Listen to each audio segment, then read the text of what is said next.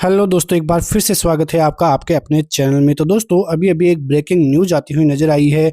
अगर आप भी अगले मल्टीबैगर स्टॉक की तलाश में हैं तो आप अपनी सीट बेल्ट बांध लीजिए, क्योंकि एक बहुत ही तगड़ा आईपीओ आपको देखने को मिलेगा।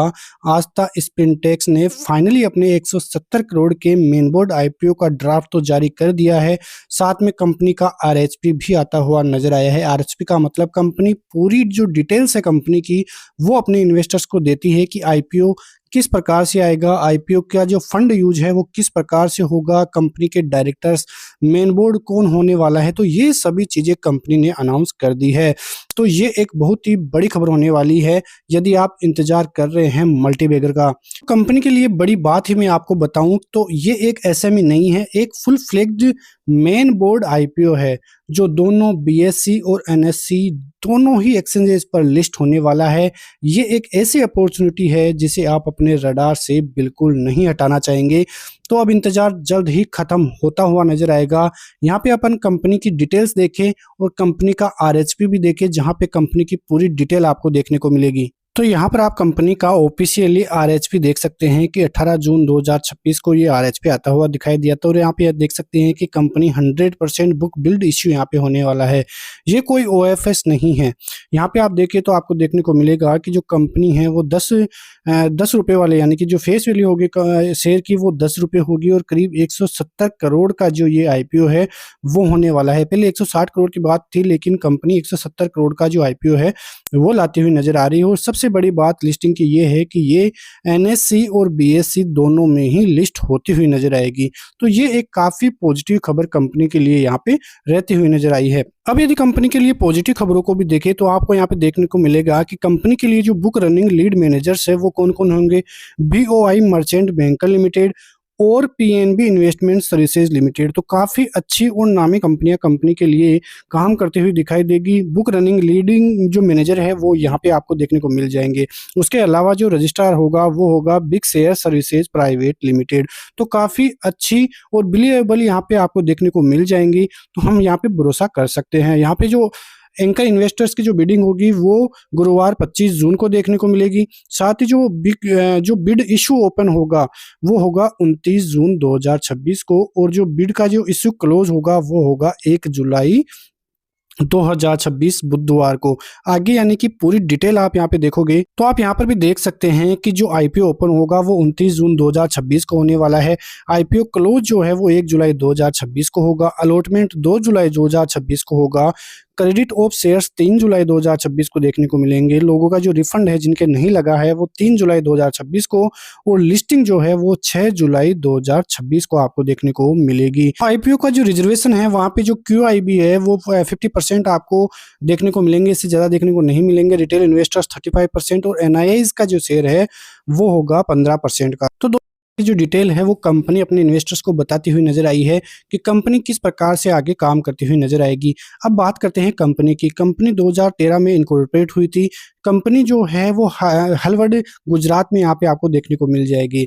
जो आस्था स्पिनटेक्स लिमिटेड है वो इंटीग्रेटेड मैन्युफैक्चरर और ट्रेडर है कॉटन बेल्स का। साथ में कंपनी कार्डेड, कोम्ड और कॉम्पैक्ट कॉटन यार्न भी बनाती हुई नजर आती है। जो कंपनी के ऑपरेशंस है वो B2B आपको देखने को मिल जाएंगे। मार्केट्स फॉर जो applications like denim, home textile और इंडस्ट्रियल फैब्रिक्स आपको यहाँ पे देखने को मिल जाएगी। तो जो कंपनी का कामकाज है वो काफी जबरदस्त आपको देखने को मिलेगा, और जो कंपनी की ग्रोथ स्टोरी है वो भी काफी शानदार आपको देखने को मिल जाएगी। अब यहाँ पे आगे भी कंपनी के लिए बात करें कि कंपनी के पास जो फंड आएगा उसका यूज कंपनी किस प्रकार से करेगी। तो यहाँ पे आपको कंपनी अपने प्लान्स के बारे में बताती हुई नजर आई है कि कंपनी का जो पार्ट पेमेंट्स है वो होगा फाल्कन यार्न्स प्राइवेट लिमिटेड के एक्विजिशन में जाता हुआ नजर आएगा। Aastha has signed agreement to buy 100% stake in Falcon Yarns for 131.51 crore, यानी कि company Falcon Yarns private limited का 100% एक्विजिशन करने वाली है, जो कि 131.51 करोड़ में होगा। और यहाँ पे देखें तो इसमें से कंपनी 111.51 करोड़ जो है वो आईपीओ की प्रोसीडिंग से यहाँ पे उसका पेमेंट करती हुई नजर आएगी। तो ये खबर जो है कंपनी बताती हुई नजर आ रही है अपने इन्वेस्टर्स को।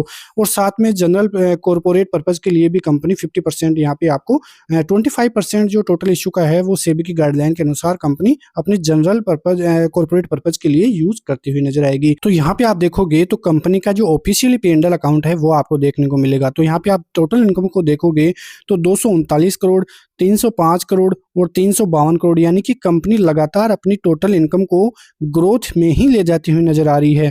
यहाँ पे प्रॉफिट बिफोर टैक्स भी देखोगे तो यहाँ पे भी कंपनी अपने जो प्रॉफिट्स है उसको ग्रोथेबल स्थिति में ही लाती हुई नजर आ रही है। कंपनी का जो main data net profit after tax आप देखोगे तो यहाँ पे 2023 में 1 करोड़ देखने को मिलेगा, 16 करोड़ 2024 में, 22 करोड़ 2025 में देखने को मिलेगा। तो ये डेटा जो है काफ़ी ज़बरदस्त है और यहाँ पे आपको देखने को मिलेगा कि किस प्रकार से कंपनी अपनी ग्रोथ स्टोरी को लेकर चल रही है। ये जो क्वार्टर ऑन क्वार्टर है वो डेटा आपको देखने को मिलेगा, लेकिन जो ग्रोथ स्टोरी है कंपनी की वो काफ़ी शानदार आपको देखने को मिलेगी। कंपनी का EPS भी आप देखोगे तो 8.29 का आपको यहाँ पे देखने को मिलेगा।